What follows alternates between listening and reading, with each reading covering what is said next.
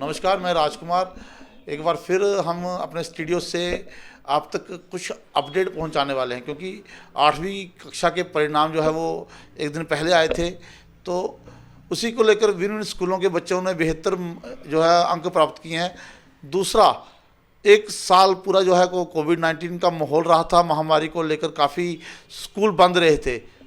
उसके बाद भी अगर बच्चों के बेहतर अंक आते हैं तो बहुत बड़ी बात है, क्योंकि ऑनलाइन जो क्लासेस थी उसमें बहुत सारे बच्चे थे जो नहीं पढ़ पाए थे, क्योंकि जम्मू कश्मीर में इंटरनेट जो सुविधा थी वो भी कहीं ना कहीं बंद थी। तो इसी को लेकर मेरे साथ एक ऐसा स्टूडेंट, ऐसा छात्र बैठा है जिन्होंने 99.9% नंबर जो है वो अपनी कक्षा में से लिए हैं, बेहतर अंक लिए हैं। तो चलिए बात करते हैं।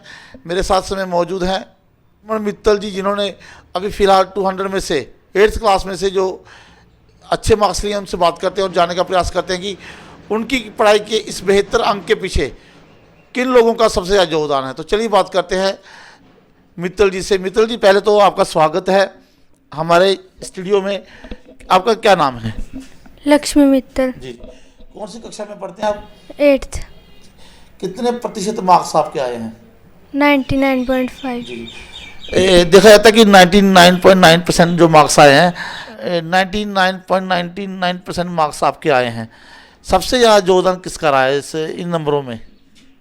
स्कूल के टीचर्स और घर वाले। देखा जाता था कि पिछले साल स्कूल बंद थे, तो ऑनलाइन आपकी पढ़ाई होती थी। ऑनलाइन जो पढ़ाई होती थी आपकी, उसमें सबसे ज़्यादा योगदान किसका था? स्कूल वालों का था कि घर वालों का था?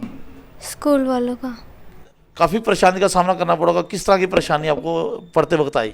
जो स्कूल में पढ़ सकते थे वो घर पे ऐसा अच्छे से नहीं पढ़ सकते थे, और हमारे स्कूल टीचर्स ने तब भी कोशिश की कि बच्चे अच्छे से घर में पढ़े। जी।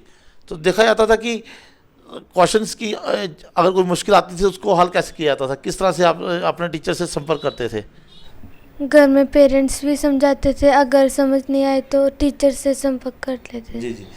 तो अब सबसे ज़्यादा शुक्रिया किसका करना चाहेंगे, स्कूल वालों का कि पेरेंट्स का? दोनों का करना चाहता हूँ, और स्कूल के पेरेंट्स और स्कूल के टीचर्स का भी।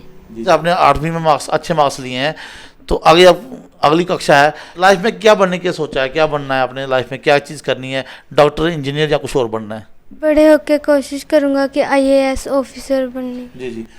तो आगे क्या प्लान है कि किस तरह की मेहनत करें ताकि 10वीं में इससे बेहतर नंबर आएँ? खूब पढ़ाई करूँगा ताकि 10वीं और 12वीं में अच्छे मार्क्स आ सकें। जी।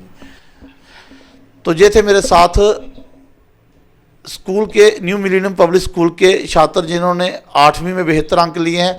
मैं प्रयास करूंगा कि इनके पिताजी से भी बात हो सके और इनके स्कूल के प्रिंसिपल से भी हम बात कर सकें, ताकि जिस तरह से उन्होंने बच्चे को निखारा है, बच्चे को एक बेहतर अंक पाने का उन्होंने जिस तरह से बच्चे को निखारा है ताकि बच्चा के बेहतर अंक ले सके। तो चलिए बात करते हैं इनके पिताजी से, वो क्या कहते हैं।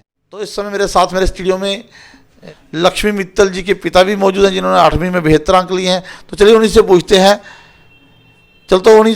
कि उन्होंने बच्चे को आगे किस फील्ड में उतारना है, क्योंकि अभी 8वीं से लेकर 10वीं भी है, बोर्ड की परीक्षाएं हैं, 12वीं भी है। तो वो क्या सोचते हैं कि बच्चे को आगे जाकर किस तरह की पढ़ाई करवानी है, किस स्कूल में पढ़ाना है। तो चलिए बात करते हैं। जी, आपका स्वागत है हमारे स्टूडियो में। देखा जा रहा है कि आपके बच्चे के बेहतर अंक आए हैं। जिस तरह से एक बच्चे ने कोरोना महामारी के बाद भी स्कूल ना जाने के बाद ऑनलाइन क्लासेस में अच्छे मार्क्स लिए हैं, तो उसको लेकर क्या कहना चाहेंगे? किसका धन्यवाद करना चाहेंगे?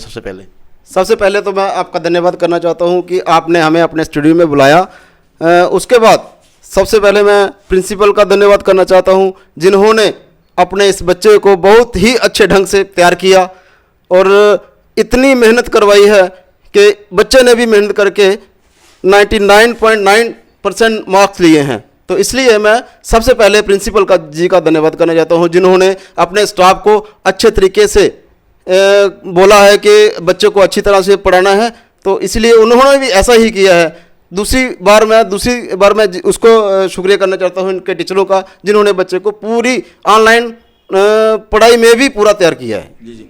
एक चीज़ देखी जाती थी कि पिछले साल कोरोना महामारी का दौर था, लेकिन उसके बाद भी कई बच्चों को काफ़ी मुश्किल का सामना करना पड़ रहा था कि ऑनलाइन क्लासेस नहीं लग पा रही थी क्योंकि नेट की सुविधा भी नहीं थी।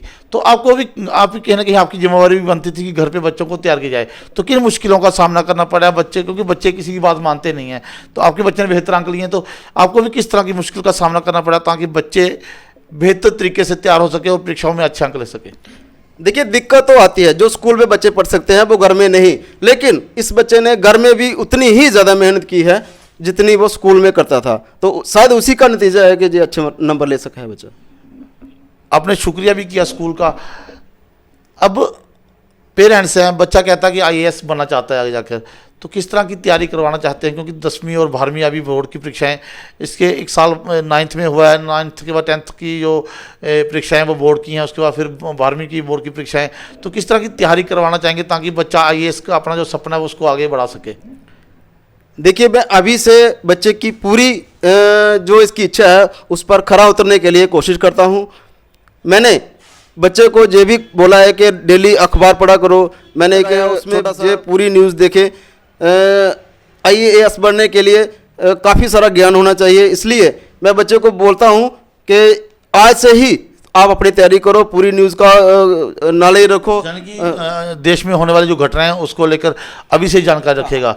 तो बाकी जो बच्चे हैं जो इस समय इंटरव्यू देख रहे हैं, जो आपकी बात सुन रहे हैं, आपके बच्चे की बात सुन रहे हैं, उन तक क्या मैसेज पहुंचाना चाहते हैं, उनके माता पिता तक क्या मैसेज पहुंचाना चाहते हैं ताकि वो भी अपने बच्चों को लेकर जो सपने पाल रखे हैं कि आईएएस आईपीएस या केएएस बनाना चाहते हैं या डॉक्टर या इंजीनियर जो भी बनाना चाहते हैं, तो उनको उस तरीके की तैयारी क्या मैसेज देना चाहते हैं ताकि आपके बच्चे की तरह वो भी अपने बच्चों को बेहतर भविष्य दे सके? देखिए, मैं तो सभी पेरेंट्स को यही बेनती करूंगा, रिक्वेस्ट करूंगा कि आप भी अपने बच्चे को अच्छी तरह से सपोर्ट करो ताकि बच्चा अच्छे नंबर ले सके, जितना भी आपसे हो सकता है। तो जितना मुझसे भी होता है, मैं भी अपने बच्चे की पूरी सपोर्ट करता हूँ।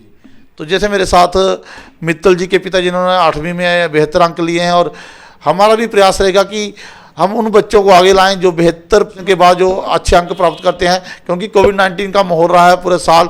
बच्चे की पढ़ाई कहीं ना कहीं थोड़ा सा फर्क तो प्रभाव तो पड़ता ही है। हालांकि बच्चे ने जिस तरह से नंबर लिए हैं उससे कहीं ना कहीं उसकी भी वाहवाही होना चाहिए। स्कूल की तरफ से जिस तरह से तैयारी कराई गई है ऑनलाइन, स्कूल में का भी कहीं ना कहीं जोर आ रहा है। तो हम राजकुमार, मुझे इजाज़त दीजिए। धन्यवाद। जय हिंद, जय भारत।